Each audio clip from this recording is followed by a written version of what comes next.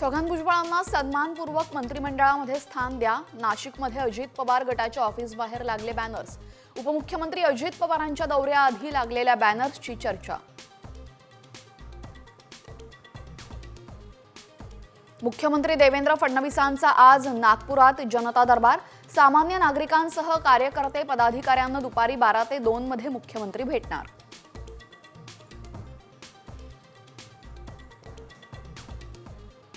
पश्चिम महाराष्ट्रामध्ये काँग्रेसला मोठा धक्का।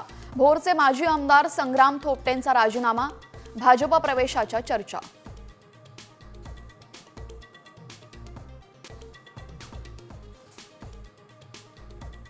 नागपुरात हत्येचं सत्र सुरूच। शिवसेना माजी उपजिल्हा प्रमुख अंकुश कडूंची भर रस्त्यात धारधार शस्त्राने भोगसून हत्या। प्रॉपर्टीच्या वादातनं हत्या झाल्याचा संशय।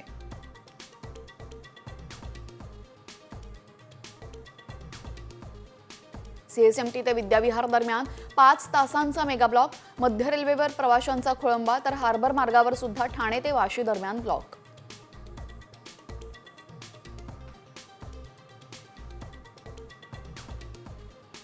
विलेपार्लेमध्ये जैन समाजाचं मंदिर पाडल्यानंतर उसळला संताप।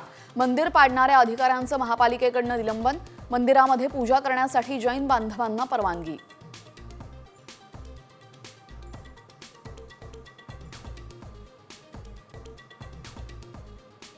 एकोणीस वर्षांनी पुन्हा एकत्र येऊ शकतात राज आणि उद्धव ठाकरे। मतभेद छोटे, महाराष्ट्र मोठा।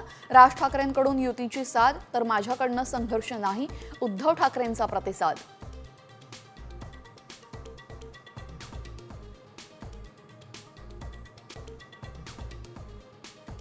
दोघेही एकत्र आले तर आम्हाला आनंदच, पण वाट पहा। राज आणि उद्धव युतीवर मुख्यमंत्र्यांची मिश्किल प्रतिक्रिया।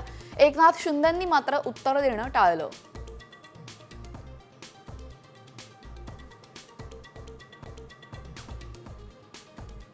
ठाकरे बंधूंनंतर पवार कुटुंबामध्ये एकत्रीकरणाचे वारे। अजितदादांना महाराष्ट्र धर्माची आठवण करून देत रोहित पवारांनी घातली साथ। अजितदादांच्या प्रतिसादाची प्रतीक्षा।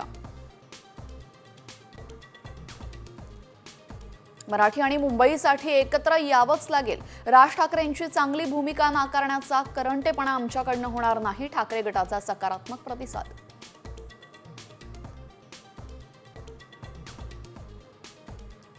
ठाकरे बंधूंची युती होणार की अटी शर्थींवर रखडणार?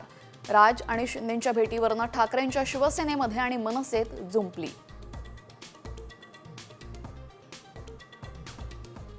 पुण्यातील दीनानाथ मंगेशकर हॉस्पिटलमध्ये गर्भवती मृत्यू प्रकरणी डॉक्टर घैसास यांच्यावर गुन्हा दाखल।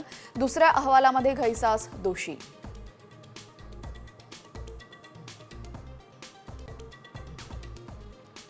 मुंबई छत्रपती शिवाजी महाराज आंतरराष्ट्रीय विमानतळ बंद राहणार। धावपट्टीची देखभाल आणि दुरुस्तीच्या कामासाठी 8 मे रोजी 6 तासांचा ब्लॉक।